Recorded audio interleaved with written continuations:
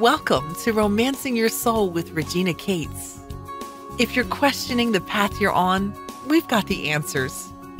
This is a place for practical, right-now solutions you can implement today. Make your relationships stronger, your challenges fewer, your communication better. Here's your host, the acclaimed author of Lead With Your Heart, personal empowerment coach, and positivity junkie, Regina Cates.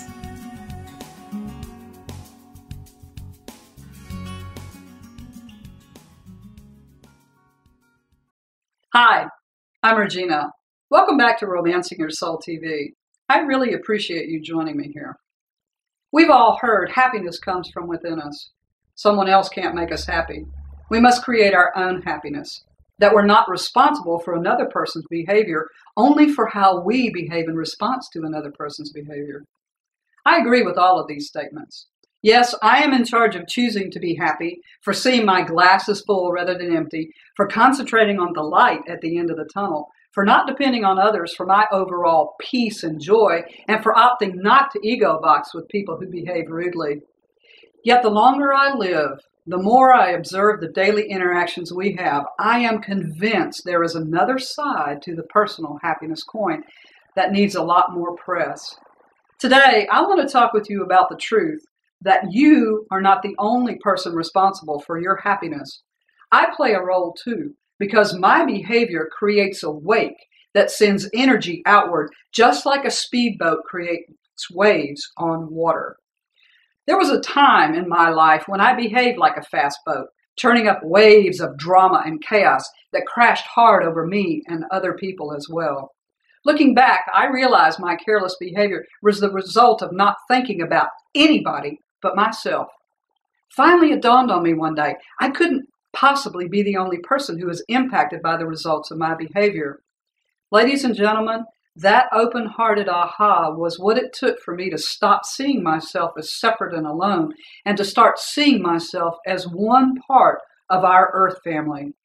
Asking how will it feel was the key that opened the door to my heart. Taking time to put myself in another person's shoes before I act allows me to be aware of how uncomfortable, frustrated, or lonely it feels to be on the receiving end of rude and thoughtless behavior. It doesn't feel good to be sprayed with or battered by the wake of another person's disrespectful rudeness. Another person's rudeness is not enjoyable. Yeah, your overall contentment with life is absolutely your responsibility. And the other half of that truth is that no matter how much you take responsibility for creating your own happiness, and by the way, I want to stop and say congratulations for that. What I do does impact your happiness factor. Let me give you a couple of examples. You're not going to be happy no matter how much deep breathing you do if I have a cell phone conversation during the middle of your child's play, a movie, or at the theater. You can focus all your energy on remaining peaceful, but happiness will elude you when I ignore traffic signals and make an illegal U-turn, causing a huge traffic jam. Your calm and balance are going to go out the window when I behave thoughtlessly and cause a ripple effect that washes negatively over you.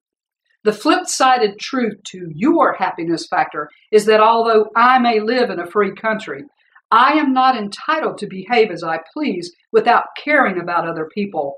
I am not free to do what I want without regard to the consequences of my actions. Action without accountability is never free, ladies and gentlemen. There are always consequences. Although my name is Regina Victoria Cates, I am not entitled to behave like a selfish, rude jerk who does not care for anyone but myself. No, our satisfaction and fulfillment in life comes from actively creating and nurturing good relationships with everyone, not just our family and friends. I learned good relationships are not possible if I speed through life carelessly behaving as if I have a special pass to do whatever I want. I realize caring about the effect my actions cause is what makes me feel fantastic about me. I now accept there is nothing naive, submissive, or weak about choosing to stop rushing through life without paying attention to my actions. Real courage, ladies and gentlemen, is slowing down to keep our heart open to care about other people too.